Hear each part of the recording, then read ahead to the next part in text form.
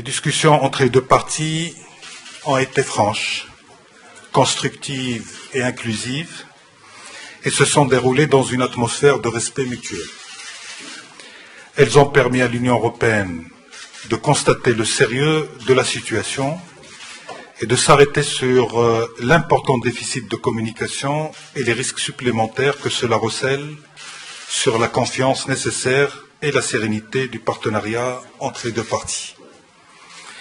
Il ne s'agit pas là d'une simple affaire judiciaire, mais d'une affaire éminemment stratégique, un élément fondamental pour la poursuite du partenariat. La haute représentante a réaffirmé l'attachement de l'Union européenne à son partenariat avec le Maroc et assuré que le Conseil et les États membres de l'Union européenne entreprendront toutes les démarches nécessaires pour parvenir à l'annulation devant la Cour de justice de l'Union européenne de la décision de première instance du 10 décembre 2015. L'arrêt du tribunal est juridiquement erroné et politiquement biaisé. Il compromet sérieusement la coopération entre le Maroc et l'Union européenne. Il doit donc être corrigé. Le Maroc a pris acte des clarifications fournies par la haute représentante de l'Union européenne. Des mécanismes d'interaction intensive, régulière, transparente et approfondie ont été identifiés et feront l'objet de discussions à Bruxelles dans les prochains jours à l'occasion de la visite prochaine du ministre délégué marocain à Bruxelles. Le Maroc a pris note des garanties de l'Union européenne quant au fait que l'accord agricole entre les deux parties reste en vigueur et que l'Union européenne respectera ses engagements internationaux avec le Maroc et continuera à appliquer l'accord agricole. Ces clarifications fournies et assurances données constituent une évolution positive. Le Conseil du gouvernement en sera dûment informé et en appréciera toute la portée. Je vous remercie. Le Maroc est un partenaire primordial dans notre voisinage sud.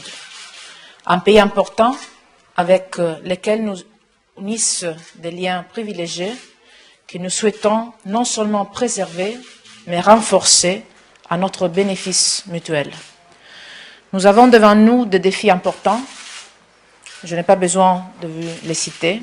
Nous devons les affronter ensemble, car nous portons cette responsabilité pour nos peuples respectifs.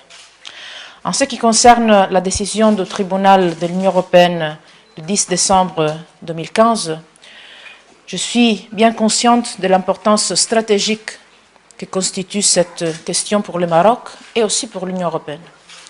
Le Conseil est en désaccord avec l'arrêt du 10 décembre 2015 du tribunal de première instance de l'Union européenne. C'est la raison pour laquelle un pouvoir en appel a été introduit devant la Cour de justice de l'Union européenne. L'Union reste convaincue que les accords entre le Maroc et l'Union européenne ne constituent pas une violation de la légalité internationale et pour cela, un pourvoi en appel a été introduit. L'accord agricole demeure par ailleurs en vigueur. J'ai fourni les clarifications et les assurances au cours du dialogue avec les autorités marocaines, avec Monsieur le ministre. L'Union européenne et le Maroc travailleront en véritable partenaire sur ces sujets.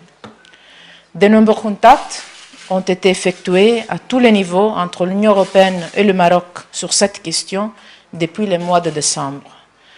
Une interaction et un dialogue sur base régulière, continue et transparente seront mis en place.